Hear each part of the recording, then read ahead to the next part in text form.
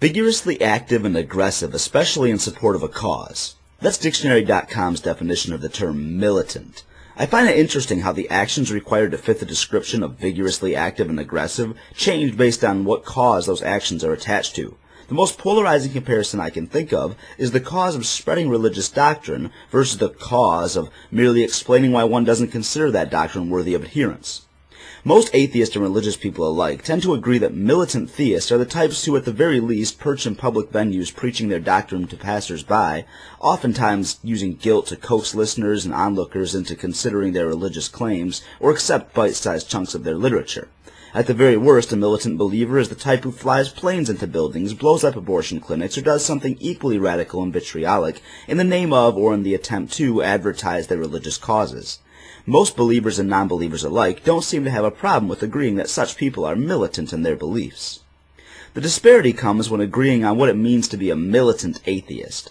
How does one vigorously or aggressively not believe in what most people believe? The all-too-common position of believers is that militant atheists are those who make their atheism known to the public, those who wear atheistic t-shirts, slap Darwin fish onto their cars, or even dare to post Facebook statuses that openly declare something as innocent as, "Tomorrow's Sunday, I'm going to enjoy sleeping in while others go to church." I've been accused on more than one occasion of being an obnoxious, militant, obsessed atheist just for making it known on my Facebook page, or actually responding honestly when people ask me questions about why I don't attend church or why I don't bow my head at the table when everyone else does. Apparently, you can soak your automobiles, clothing, social networks, and daily conversation in the advertisement, celebration, and self-convincing rituals of your religion without being regarded as aggressive or vigorous, since you're part of the majority and it doesn't cause a stir. However, the instant you dare to go against the grain enough to publicly reject the spiritual fodder being shoved down your throat, you've ruffled more feathers than a shrew in a peacock cage. Therefore, the polite public admission of your disbelief gets you branded as militant by that poor, sensitive majority that doesn't think it should have to tolerate your willingness to disagree.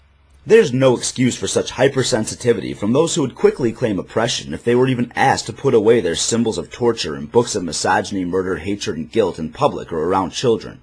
It comes off as blatant insecurity when those who so proudly couldn't make it through a day without reminding themselves and everyone around them of what good, God-fearing Christians they are, get enraged by the mere presence of a personal declaration to the contrary, as if any individual deserves to be offended by others not subscribing to his or her personal belief system, which is grounded in air-thin faith. I may have faith that my favorite sports team, which performed poorly this year, will make the playoffs next year. But that faith doesn't make you militant for publicly calling my claim absurd. If I can't handle that level of civil dissent without labeling it as extreme, rude, and vile, then perhaps I'm the one who needs to self-reflect. That goes for a belief in anything, be it a political system, a cultural fandom, or yes, even the belief in some omnipotent, immortal God who gets his, and apparently by extension your, feelings hurt by those militant enough to state that they don't believe.